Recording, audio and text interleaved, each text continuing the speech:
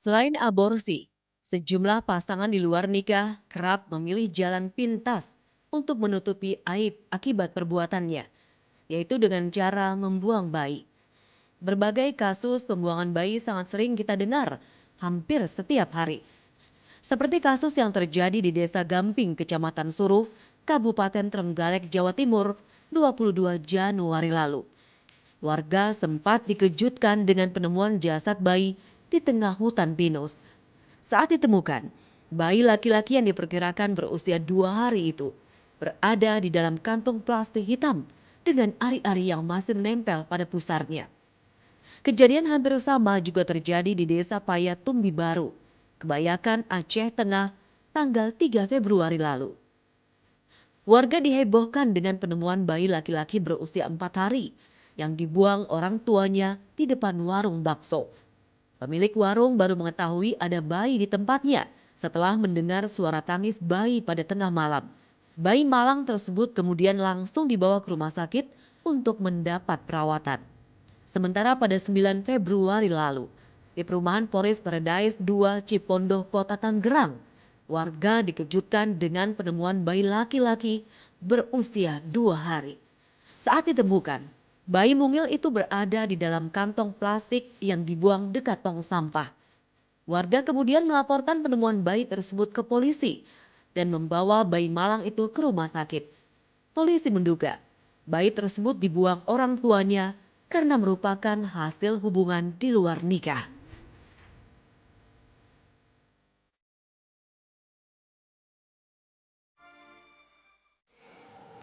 Saudaraku, kita lihat tadi ya banyak sekali adik-adik kita ya, saudara-saudara kita yang masih kecil, masih bayi akhirnya menjadi korban. Ustadz, ini apakah ini karena dampaknya ya, dampak dari pergaulan bebas, dampaknya memang kejahatan semakin banyak sekali jadi seperti ini. Gimana Ustadz? Ya, melanjutkan tadi bahasan juga dari para dokter dan psikolog kita hari ini bahwa saya katakan tadi kan mulai dari rasa malu yang tidak terkendali, akhirnya dia malu sendiri dan kemudian terjadilah apa yang namanya pembunuhan. Nah ini juga akibat kelemahan pengetahuannya, mulai dari kelemahan tentang pendidikan seksual, kelemahan tentang pendidikan agamanya, ya tentang etikanya, sampai akhirnya tadi buang bayi. Jadi dia sudah kehilangan betul rasa kemanusiaannya. Makanya kalau kita lihat kasus ini solusinya tentu kembali kepada teks-teks Al-Quran ya saya menyebutnya. Misalnya walaqad karramna bani Adam dan sungguh telah kumuliakan bani Adam. Saya kira ini pendidikan pertama yang harus diberikan. Bahwa ini adalah sebuah kemuliaan, ini adalah titipan dari Allah yang harus dijaga dengan baik-baik. Sehingga membuang seluruhnya, membuang sebagiannya, sampai kepada pembunuhannya adalah sesuatu yang sangat jahat. Walaupun di dalam agama sendiri dibagi itu pembunuhan atau aborsinya. Tetapi indikasinya yang medis atau non medis ini kita juga bagi di dalam agama. Kalau yang medis tadi kan memang ada yang dibolehkan. Tapi ini juga dibagi apakah sebelum peniupan ruh atau setelah ditiupkannya ruh setelah usia 4 bulan ini masih ada ikhtilaf. Tetapi saya langsung loncat kepada yang sifatnya abortus provocatus criminalis misalnya. Yang kriminalis ini itu jelas diharamkan, baik sebelum usia peniupan ruh maupun setelahnya. Tapi secara garis besar, sekalipun itu indikator medis, ya misalnya indikator medisnya membahayakan nyawa ibu, ya ini para ulama sepakat bahwa ini juga diharamkan. Karena apa? Kehidupan janin sudah jelas. Membahayakan ini sesuatu yang masih meragukan. Mungkin hidup, mungkin mati. Secara pemikiran umum. Namun nanti keputusan terakhirnya kembali kepada dokter. Jadi prosentase kemungkinan hidupnya dengan kemungkinan matinya dalam hal ini, ulama juga harus melibatkan ahli medis dalam pengambilan keputusan. Nah tapi kalau kita lihat dari perilaku sehari-hari, dari kehidupan yang membuang bayi, abortus, kemudian dokter pelakunya juga sebetulnya ya, kena kriminalitas juga. Dalam hal ini maka secara pandang agama secara keseluruhan, jadi tidak hanya dilihat satu sisi seakan-akan dalam hal ini perempuanlah yang berdosa. Padahal yang berdosa juga si laki-lakinya penyebab ini yang diancam oleh Allah Subhanahu wa taala dengan ancaman yang luar biasa. Apa itu, Ustaz? Satu, orang yang membunuh ini dalam surat Al-Maidah nyawa dengan sengaja kan dianggap telah membunuh semua manusia. Jadi menjaga kehidupan berarti menjaga kehidupan semuanya. Saking beratnya ini maka Allah akan siksa dia di neraka jahanam secara kekal. Kedua, Allah murkai dia. Yang ketiga, Allah laknat dia. Dan yang keempat, Allah akan siksa dia dengan siksaan yang Pedih. sangat-sangat berat. Adzabun azim di sini. Nah, jadi ya pertama beristighfarlah. Banyak-banyak. Karena memang sudah jutaan pelakunya. Juga beristighfar pula para orang tua yang salah mendidik anak. Yang ketiga, lingkungan-lingkungan yang sudah terbentuk seperti ini. Ya, anak-anak begitu gampang melihat hal-hal yang diharamkan dalam agama. Juga para pendidik harus banyak bertobat, saya kira. Baik, Ustaz. Cara pandang ini yang mungkin akan merubah perilaku secara umum. Ini penting sekali, Ustaz, ya. Memang balik lagi salah satunya poin penting adalah bagaimana ilmu ini yang kita harus kita pelajari, ya. Salah satunya adalah ilmu agama juga. Bagaimana kalau mungkin saudara-saudara kita tahu tentang bahwa ketika membunuh satu jiwa manusia berarti seperti membunuh seluruh jiwa manusia, itu kan akan ada satu ketakutan, Ustaz, ya. Betul. Dan bagaimana kita lihat ancaman-ancamannya begitu luar biasa sekali, Ustaz, Karena ya. ilmu agamanya ini penting. So kalau cuma ngerti ilmu medis, Iya. orang medis juga tahu cara ngelesnya gitu. Iya. Iya. Kalau hanya sampai pada tataran Benar, itu, benar, dia Ustaz. nggak punya norma, dia nggak punya keyakinan-keyakinan tentang balasan ke akhirat secara eskatologis. Kalau nggak sampai ke akhirat ilmu medisnya, ya itu artinya. Bahaya, Ustaz, ya. Ya orang yang ngerti medis lah pelakunya. Bisa menjadi pasien, bisa juga menjadi dokternya. Atau bahkan dia memberikan solusi sebelum melakukan itu pakai ini, pakai itu supaya tidak terjadi kehamilan. Nah, padahal itu semua sesuatu yang dilarang dalam agama. Dilarang juga, Ustadz, ya. Oke, Dokter Febri, kita lihat ada juga beberapa praktek aborsi itu secara online, Dok. Nah, kalau misal yang ingin saya tanyakan sebenarnya adalah sebenarnya prosedurnya seperti apa, Dok? Ketika ada calon yang memang ingin mengaborsi, itu prosedur seperti apa, step-stepnya? Mungkin secara yang memang baik mungkin yang diperbolehkan ya, Dok, ya. Kalau misalnya secara medis ya, Ustadz, ya. Ketika ke rumah sakit, step-stepnya itu seperti apa saja? Ya, tentu kita harus melalui pemeriksaan fisik dulu ya, apakah kehamilannya baik atau tidak. Pada kehamilan yang baik, seharusnya dokter akan menolak kalau ada pasien yang minta dengan alasan apapun untuk menggugurkan kandungannya, karena memang itu tidak diperbolehkan. Nah, tetapi seperti kata Ustadz tadi, pada kasus-kasus yang medis yang memang mengharuskan, misalnya pada kasus-kasus ibu dengan kelainan jantung berat. Jadi kalau dia kehamilan tentu akan mengancam nyawa si ibunya. Atau misalnya ibu yang akan mengalami tindakan kemoterapi. Jadi pada saat diberikan obat, si bayi pasti akan mengalami kecacatan atau merugikan si bayi, itu baru diperbolehkan. Tapi prosesnya tidak segampang itu, karena dokter harus melakukan konsolidasi misalnya ke rumah sakit dengan komite medik, apakah diperbolehkan atau tidak. Oke, kalau yang untuk online tadi itu benar ya, Ustaz? Dok, ya, maksud dalam arti memang banyak sekali dan memang itu gimana, Dok? Dalam arti kok berani ya ada praktik seperti itu tapi secara online gitu?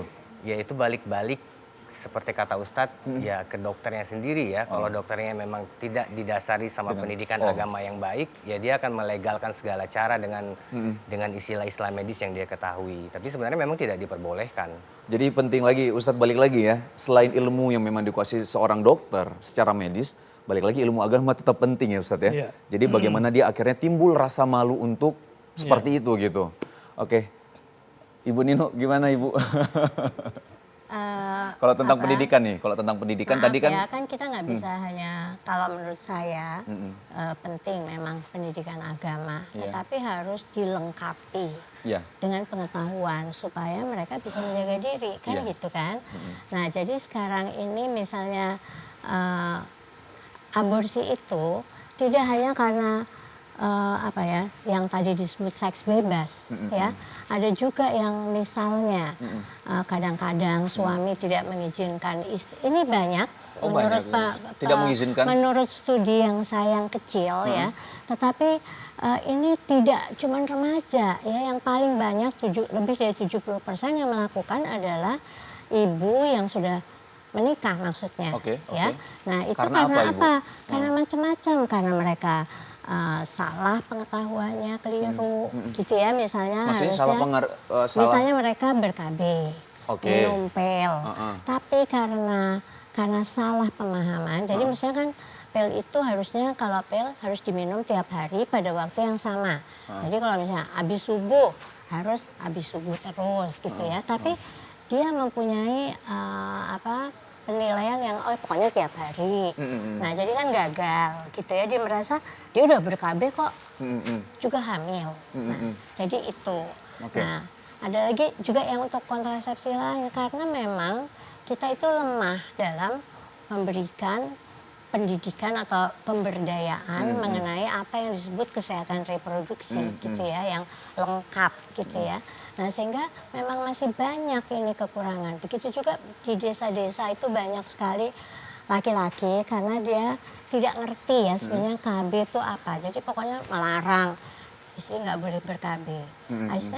Istri kan nggak mau, hamil lagi berat padahal mereka miskin misalnya. Jadi mereka suka nekat karena di negara ini tadinya tidak, mulai 2 hari yang lalu itu ini ilegal gitu kan ya, sehingga kemudian mereka berbuat yang sesuatu yang merugikan, kayak misalnya pergi ke pelayanan yang sebetulnya tidak dilayani ahli yang sudah dilatih ya.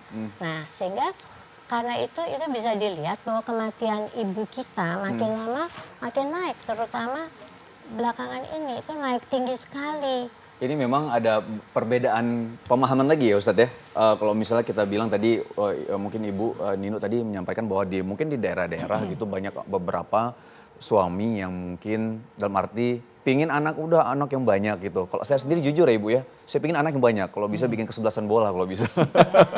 Jadi memang sampai mungkin kalau KB juga di dalam Islam juga diatur juga ya Ustadz ya. Dalam arti untuk menjaga jarak mungkin itu lebih tepatnya Ustadz ya. Karena di dalam Islam juga Rasulullah SAW itu bangga dengan umatnya yang banyak Ustadz ya. Seperti itu Ustadz ya. Iya soal tadi misalnya 2 kata kunci yang saya perlu ambil. Jadi bukan berarti agama perlu dilengkapi. Justru yang harusnya pengetahuan itu yang harus dikawal oleh agama gitu ya. Terus yang kedua begini, memang ada 2 ayat di dalam Al-Quran kalau terkait dengan miskin tadi Bu. Ya misalnya janganlah kamu bunuh anakmu karena takut miskin. Atau ayat yang kedua, janganlah kau bunuh anakmu karena miskin. Jadi yang pertama ini kan takut miskin. Yang kedua karena miskin. Gitu ya. Dua-duanya pun bukan jadi alasan. Makanya kalau indikasi medis dan non medis gitu ya. Nah kita bicara misalnya yang non medis. Non medis itu diantaranya kan tadi ada suami yang tidak menghendaki. Ya. Kemudian istrinya disuruh aborsi. Jadi sebetulnya jangan istrinya yang dijadikan korban, suaminya yang mesti difahamkan. Gitu ya. Suami harus difahamkan. Harus pada laki dan perempuan. Laki dan perempuan. Balik lagi berarti pendidikan seks ya, ini penting sekali. Nah kalau Ibu tadi lanjut sedikit tentang pendidikan seks, tadi kan masih anak kecil gitu. Nah kalau misal untuk beranjak, kalau misal kecil itu kan diberitahukan organ reproduksinya dan membersihkannya seperti apa. Nah kalau misal naik ke remaja itu gimana cara penjelasannya? Naik ke remaja, maka kita akan mengajarkan juga di samping tentunya alat-alat, dan kan kalau udah akhir balik itu kan anak perempuan mens, anak laki mungkin mengalami mimpi basah, kan gitu kan. Nanti kalau udah lanjut lagi baru hamil itu bagaimana sih terjadinya gitu. Nah, dari situ bisa dan bisa juga tidak hanya itu aja, harus dilengkapi juga dengan pemahaman mengenai kesetaraan misalnya. Jadi juga jangan anak laki atau remaja laki maksa untuk berhubungan seks pada pacarnya. Misalnya mengancam, oh kalau nggak mau kamu nggak setia, saya meninggalkan kamu tuh. Dan juga pada anak perempuan supaya tidak takut untuk diancam. Misalnya begitu ya. Tapi juga masih banyak sekali di antara ibu-ibu, maksudnya yang dewasa nih ya. Mereka juga masih membutuhkan pemahaman bersama ya. Jadi nggak, sebenarnya yang ideal itu kan laki perempuan sama-sama. Nah, karena kan gini, karena kalau misalnya Wisnu pengen punya anak banyak, misalnya gitu ya.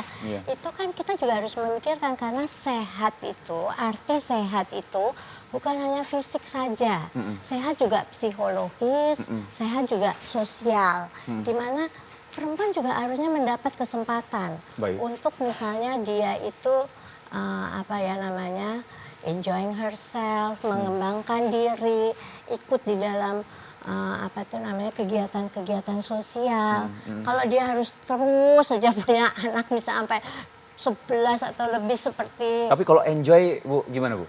Yang hamil terus tapi enjoy dengan itu? Terserah. Ya alhamdulillah berarti. Tetapi secara medis sendiri ya sebetulnya juga kalau misalnya terlalu banyak itu juga ada risikonya. Gitu loh ya.